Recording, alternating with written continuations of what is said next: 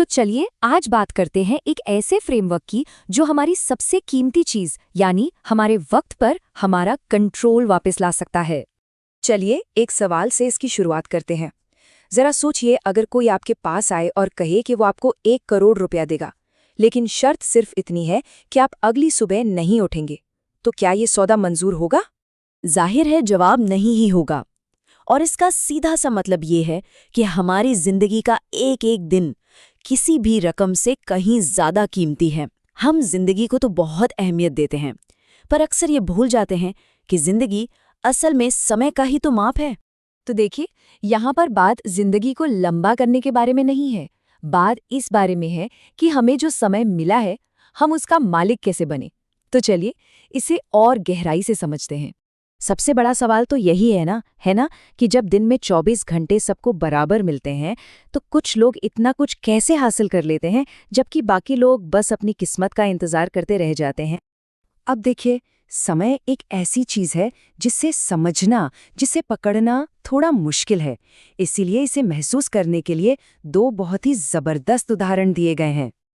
ये सदियों पुरानी समझ हमें सिखाती है कि समय एक ऐसी शक्ति है जिसे रोका नहीं जा सकता, इसे खरीदा नहीं जा सकता, इसे कंट्रोल नहीं किया जा सकता। हम सिर्फ इसके साथ एक तालमेल बिठा सकते हैं, इसकी सवारी कर सकते हैं। और दूसरा उदाहरण समय को एक करेंसी की तरह देखता है। सोचिए कि हर रोज सुबह सुबह आपके अकाउंट में 86,400 सेकंड जमा किए जाते हैं, और शर्त यह है कि आपको ये सारे के सारे उसी दिन खर्च करने हैं। आप इन्हें बचा नहीं सकते। अब सवाल यह है कि ये करेंसी कितनी समझदारी से खर्च हो रही है। तो आखिर यह कीमती समय जाता कहाँ है? इसका एक बड़ा हिस्सा आज के मॉडर्न सर्कस में खर्च हो जाता है। सोशल मीडिया, OTT प्लेटफॉर्म्स, ना खत्म होने वाली डिजिटल कंटेंट की दुनिया, ये सब चीजें हमारा ध्यान खींचने और हमें असल मुद्दों से भटकाने के लिए ही तो बनी है। किसी भी प्रॉब्लम को सॉल्व करने से पहले उसकी जड़ तक पहुंचना जरूरी होता है, राइट? तो हमारे समय को बर्बाद करने वाले असल में दो सबसे बड़े चोर हैं। और कमाल की बात यह है कि ये दोनों चोर मिलकर काम करते हैं। जब जिंदगी में कोई साफ मकसद ही नहीं होता तो काम करने की एनर्जी कहाँ से आएगी?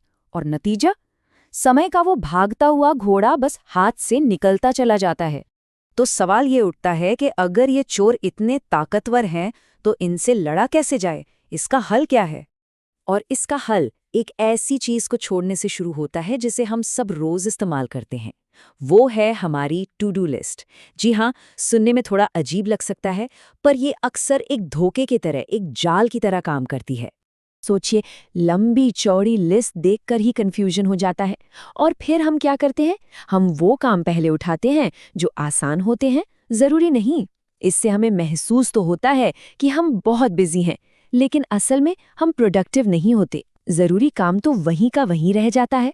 तो इसका तोड़ है टाइम बॉक्सिंग। ये क्या करना है कि लिस्ट नहीं है, ये कब करना है का एक पक्का शेड्यूल है। मतलब हर काम के लिए कैलेंडर में एक फिक्स टाइम स्लॉट तय कर देना।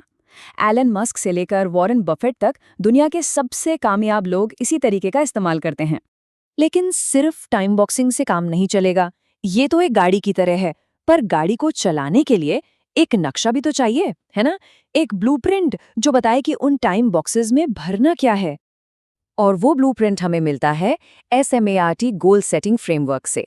मतलब हमारे लक्ष्य स्पेसिफिक हो, यानी एकदम साफ, घूमना है नहीं बल्कि दिल्ली जाना है।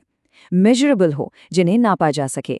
अचीवेबल हो, यानी जिन्हें हासिल करना मुमकिन हो। रेलेवेंट हो, मतलब वो हमारे लिए सच में मायने रखते हो। और सबसे जरूरी, टाइम बाउंड, यानी उन्हें पूरा करने की एक डेडलाइन हो।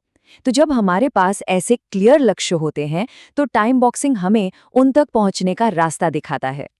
और ये बात कितनी गहरी है कि असली कंट्रोल इस बात से शुरू होता है कि कोई अपने कैलेंडर, अपने समय को कैसे व्यवस्थित करता है। जिस इंसान का अपने वक्त पर काबू नहीं, उसका बाहर की दुनिया पर क्या काबू होगा? और आखिर में यही सवाल हमें सोचना है। अगर हमारा कैलेंडर एक इलाका है, एक जमीन है, तो इस पर राज किसका चल रहा है? हमारा, या फिर ध्यान भटकाने वाली चीजों का?